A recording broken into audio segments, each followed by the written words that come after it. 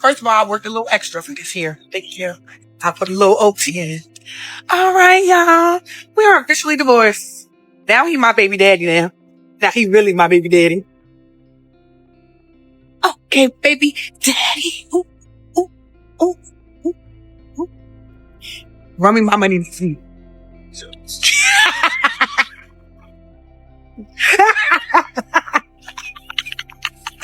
Run me my money next week. I went through the comment section and some men were very upset at the video she made. Some of them said that she's truly not happy, she's just masking it. Some said, why is she celebrating the fact that her marriage failed? She's ought to be ashamed that she could not make the marriage work.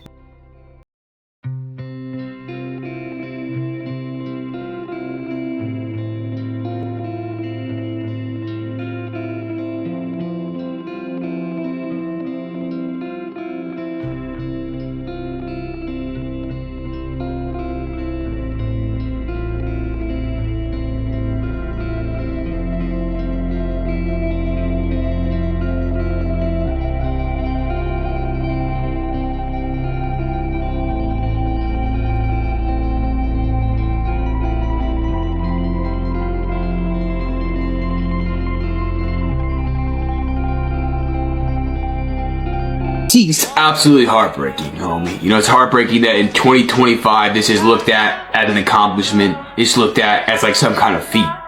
You got a divorce. You moved on from your vows. You disrespected your partner. Having a partnership is a blessing, homie. You know, unless there is more to the story, you know, and a lot of the times these women out here are leaving because they aren't happy because of this, because of that. You know, unless there's abuse involved, anything of that sort.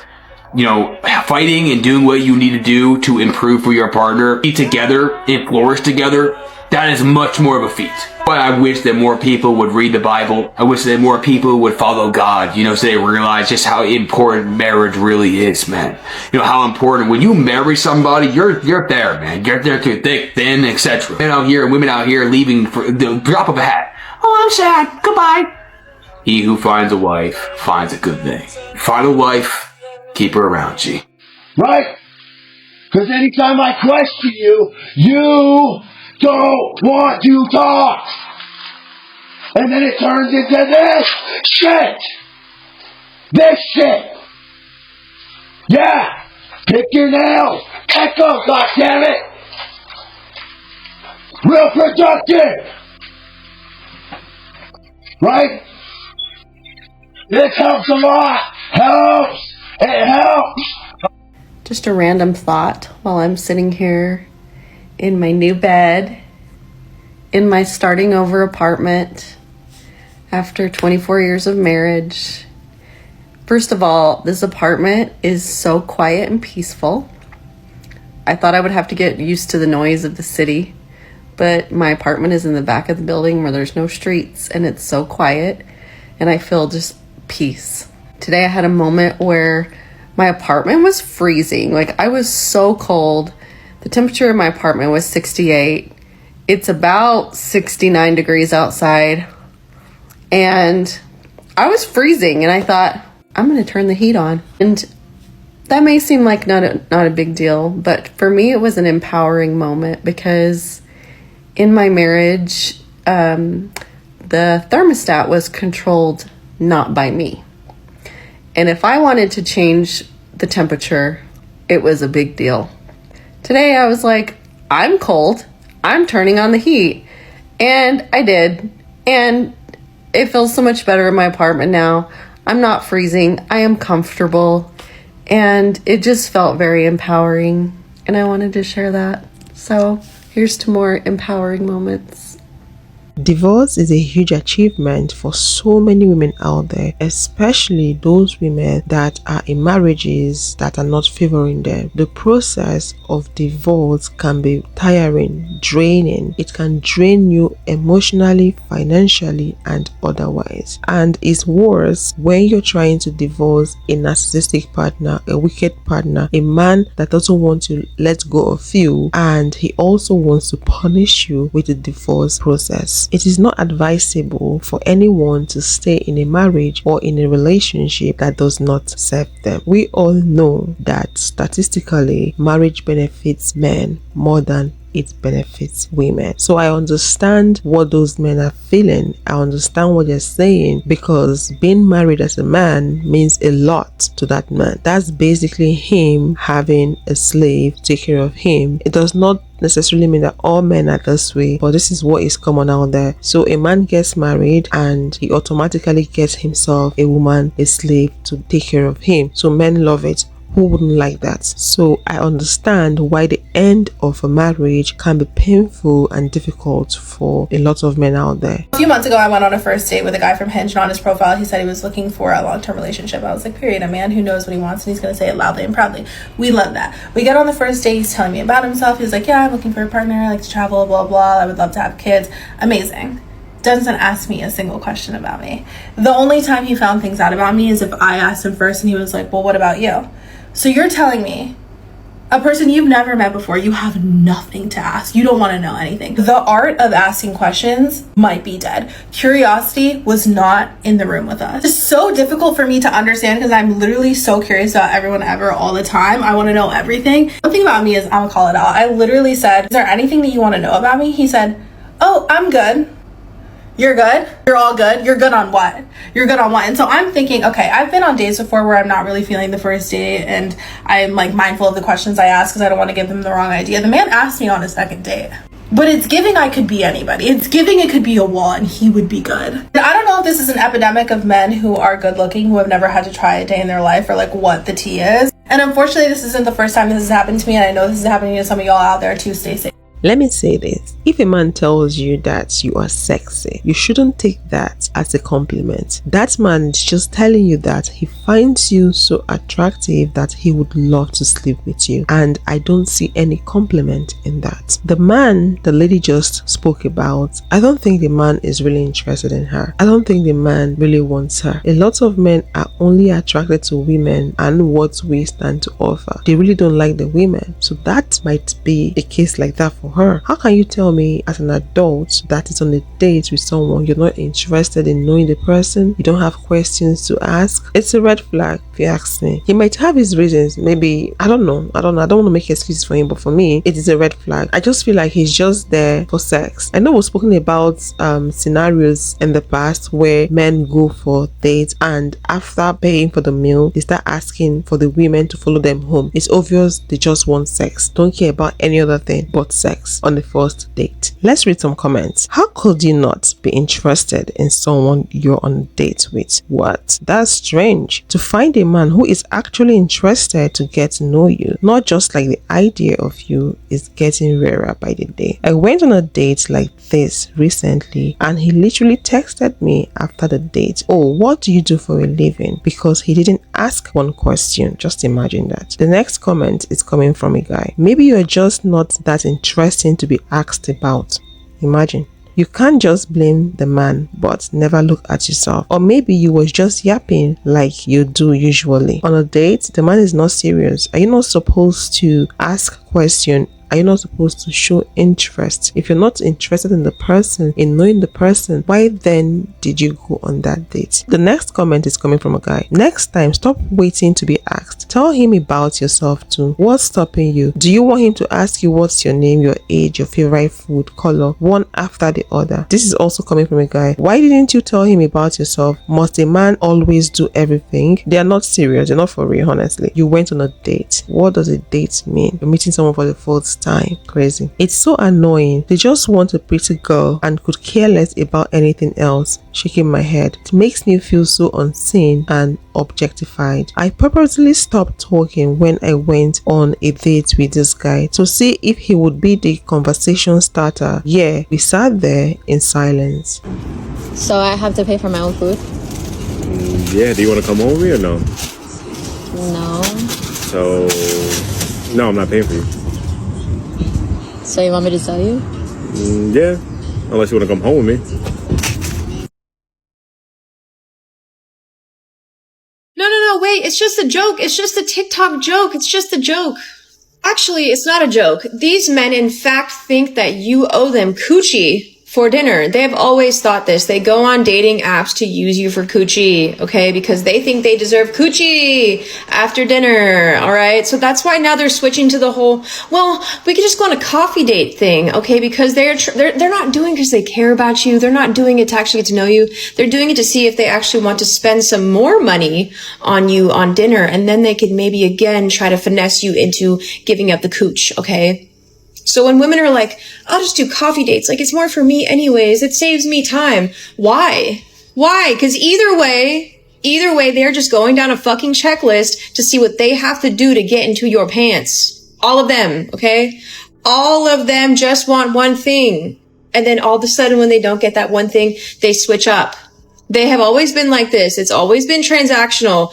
Women, if a guy is trying to invite you over to his house for the first date, let me break this down to you. He is not trying to date you. If he's invited you over to his place, he is only looking for one thing, and that is not to date you. If you're looking to date, that is not what he's looking for, so this should be a hard pass. The reasons he would invite you over to his place for the first date: number one, he wants to sleep with you. Number two, he's broke and ain't got no money to date you. And lastly, he wants to kidnap you. All bad reasons. So if you're trying to meet up with somebody for the first time, do not go to their house. Meet up in a public area. Make him treat you like the queen that you are. I just got such a good idea. I'm gonna start taking men on dates and I'm gonna pay. Order whatever you want off the menu. I got this. And then I'm going to take you back to my house after, okay? And I'm going to ask you to mow my lawn because I paid for your dinner. The least you could do is mow the lawn. And then maybe sometimes it'll be clean the gutters out or hang these pictures or put together this furniture. I mean, men pay for dates and expect sex. So why can't I pay for the date and get labor? And I'm like, no, I'm going home. I'm not coming over. Like, but thank you for tonight. And he's like, oh. Welcome to the Daddy Academy. Let me break this down, okay? So this woman went on an amazing first date, okay? This guy took her out to dinner. She's a vegan. He was ordering all vegan stuff. They bounced to another place. They were dancing. They were out for like 8 hours. And at the end of the night, he asked her to come over to his place.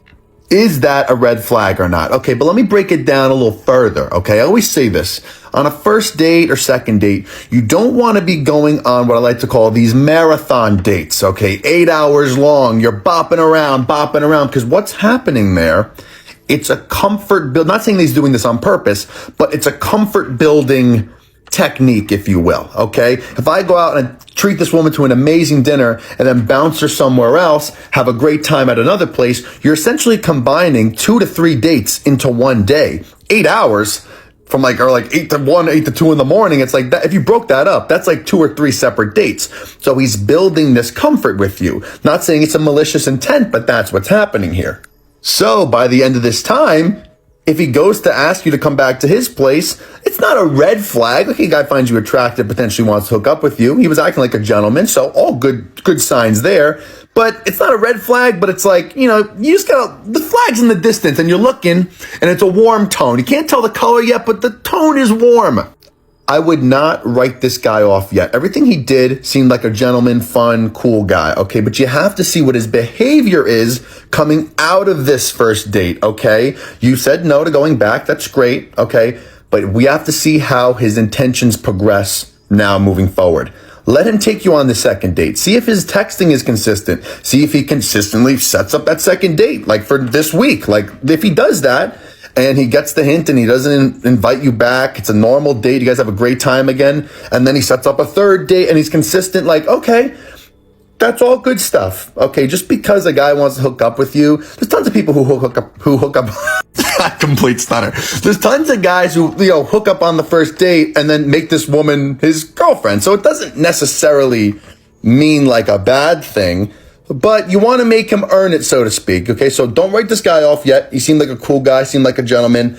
Let's see how it progresses, okay? Just keep it in mind, though. We have our eye on this guy. A lot of men go on a date just because they want to have sex. That is it. And while on that date, they usually have the thought of sleeping with that woman in their head. That is what preoccupies their mind. A relationship with a man, you're paying 50-50 and you're opening your legs, you're literally paying a pimp to have schmex with you. It's gonna hurt your feelings. You're gonna be like, what the fuck are you talking about? He loves me. Stop having schmex for a month.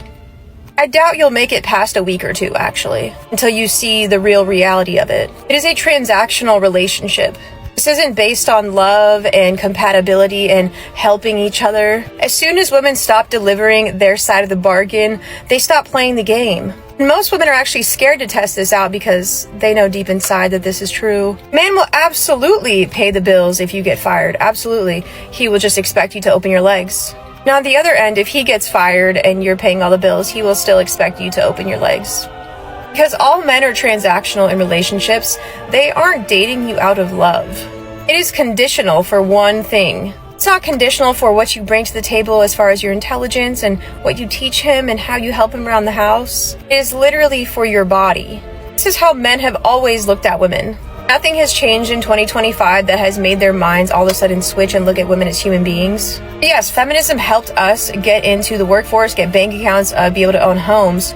But what the men did is they took it and flipped it. Because now you are part of the resource game that we are playing in. We are in the middle of a big Monopoly game. Since you decided to play, they're going to still play you, not tell you that it's a resource game. So they said, okay, well, you have to pay half the bills now, Mrs. Independent, while also making you bend over for them. It is a hard fucking pill to swallow when you find out that this person that you've been living with, paying half the bills with, having schmex with, only cared about you because you were having schmex with him. It was never about your thoughts, your dreams, your opinions, your aspirations, your personality. None of that matters to them. Because in reality, this sort of business deal that you're making, because we're in a resource game, like you can keep believing in love, you absolutely can, but you're going to wake up one day. This is a resource game. And the men fully understand that it is. It's just you don't understand it. Because men didn't want you to know that this was a resource game. That's why they held all the resources. They stole them, actually. And made you basically beg for them back and be like, I need a man that's gonna put a roof over my head and feed me, and I'll make your babies as long as I can live. That's who we're playing this game with.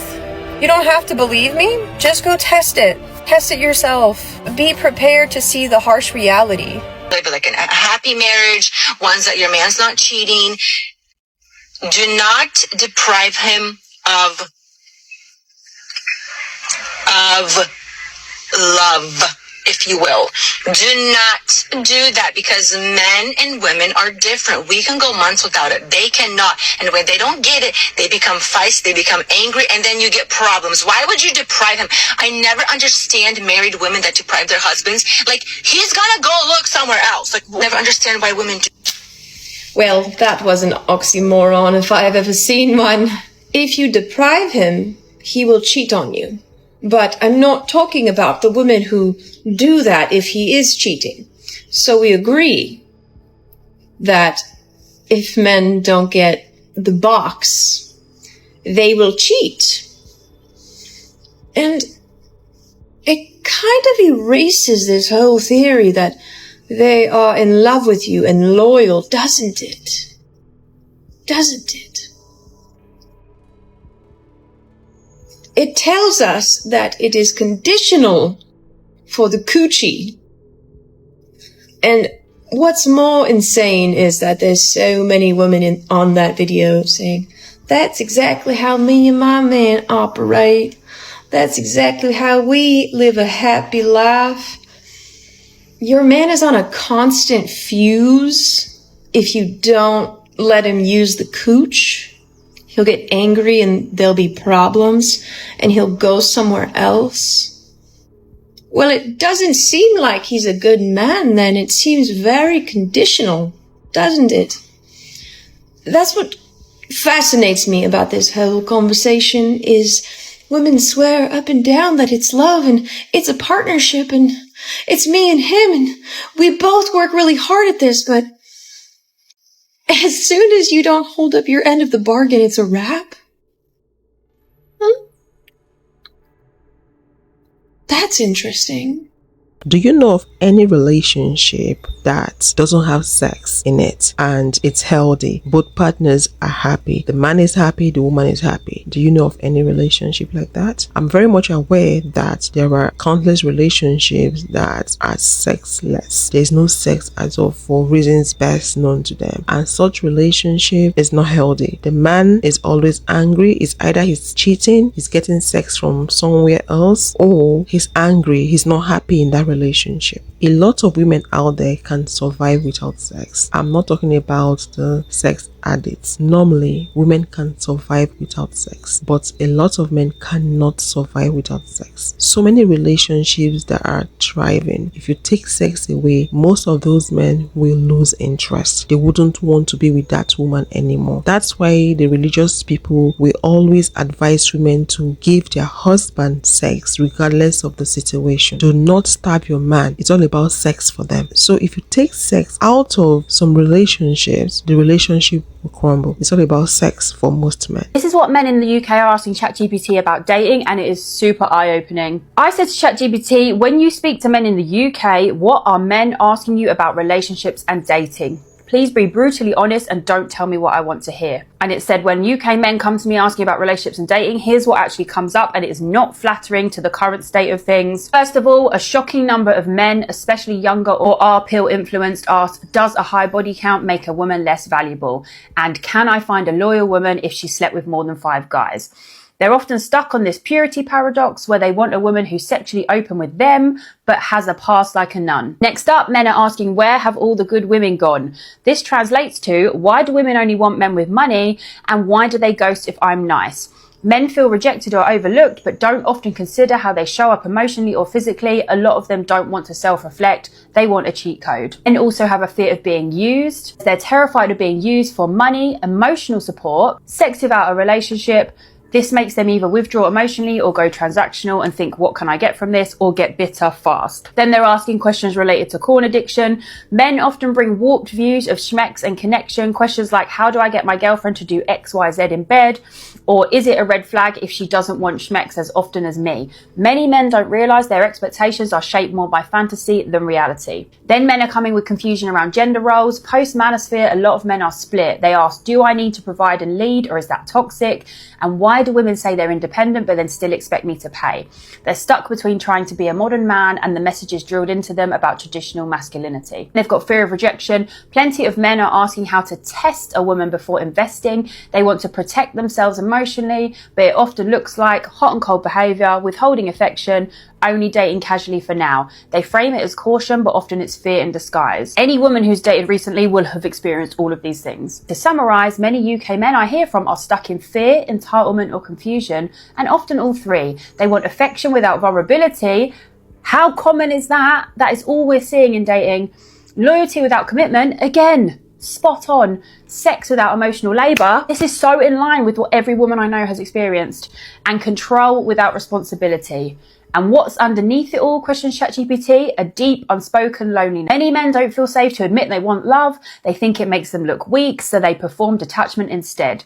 You wanted brutal honesty, that is the state of it. This is extremely accurate, and you know why I know? Because I asked it what women are worrying about, and that was spot on too. I'll do another video on that if you want to see it. So should we say all men are drinking the same water? Are all men drinking from the same tap? Because it's the same pattern. They think alike globally. They have the same cheat sheet. They view women the same way. They use the same tactics, the same strategy. Can't you see that this is ingrained in the system? It's the same for all men. Most men globally think the same way about women, view women the same way. I made a video about what men are asking ChatGPT about dating in the UK, and this is the video about what women are asking ChatGPT about dating. Before we start, a lot of people comment on the video saying it's not accurate and ChatGPT can't give out this data. When I questioned ChatGPT about how it gets its data, it said trends in queries from UK-based users identifying as male, the most common questions I've been asked over time about dating, relationships, women's sex and dating app strategies. It also said I can't track individuals or read private chats,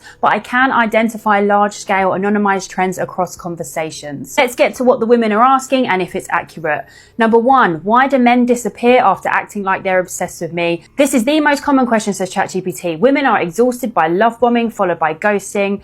Deep, vulnerable conversations that go nowhere, and men acting like a future is on the cards, then vanishing. They're not confused by mixed signals, they're confused by how someone can seem so invested, then discard them like it was nothing. This is the lived experience of every single woman I know. Just getting pursued, love bombed, led on, dropped. Next up, women are asking, is there something wrong with me? And I have definitely questioned this at times in the last 4.5 years. After enough rejection, women start internalizing it, saying, am I too much? Am I too independent? Am I not hot enough? Even when they know a guy wasn't good for them, the absence of healthy interest chips away at their self-esteem. They're not looking for perfection, they're just tired of being disposable. Then women are asking, I want to be soft with someone, but I can't risk being hurt again. I know I'm feeling this right now. I have stopped dating because I don't want to get hurt again. It says women crave affection, care and connection, not just schmecks, but opening up has led to being used, misled, being ghosted after intimacy. And now women mask their softness with sarcasm, overthink everything, or stay guarded. Women are also asking, where are the emotionally available men? They're not asking for rich 6-foot models, they're asking for someone consistent, who communicates, someone who actually wants a relationship. But all women are finding is avoidance, commitment phobes, or men who just want something casual but don't say it up front. And you can say whatever you want in my comments, but this is the majority of the men on the dating apps, and many women will back that up. Women are also asking, why is the bar so low? They're frustrated that doing the bare minimum, such as replying to text, showing up on time, being respectful, feels rare now. They often feel like they're choosing between being alone or tolerating men who breadcrumb, gaslight, or love bomb and bail. Many women have raised their standards but are stunned at how many men simply opt out instead of stepping up. And then women are saying, I don't want to be single, but I refuse to settle. They feel stuck, they'd love a relationship, but not at the cost of their peace. Many women say, I'd rather be alone than deal with another situationship. That's me, hello. And I'm exhausted trying to teach a man how to treat me. Women are dating less, becoming hyper independent and focusing on healing, but underneath still aching for connection. Chat says, underneath it all, most women want to love and be loved fully, safely, consistently, but the dating pool feels like an emotional minefield where honesty, effort and kindness are rare currency. Women are tired of being told to be patient, keep working on yourself, or lower your expectations. They're not asking for a prince, just someone who gives a shit. Ladies, what do you reckon? Does this sum up all the things you've been feeling since you've been dating? I know it does for me, and definitely for all my friends and all the women that are in my comments and on my lives. So I'm inclined to say this is a pretty accurate representation of how women feel and what they're probably asking ChatGPT about. Please let me know what you think about this video in the comment section, and if what the AI said is true for you, let me know in the comment section. Personally, what the AI said is the common struggle we women are experiencing when it comes to dating men or wanting to date men. They often start off with love bombing and then they ghost you. It's a pattern. That's why I asked earlier on if men are drinking from the same tap. They have the same manipulative strategy, the same tactics they use on women. I believe they all read the same book. They all go for the same coaching. It's all the same thoughts, the same thinking, the same view, the same mindset for me. That's what I think. That's why they all operate in the same way, act in the same way. If you'd love to watch more videos like this, click this video to hear a man complain that women don't want to date anymore. And I'll see you all in the next one. Thanks for watching.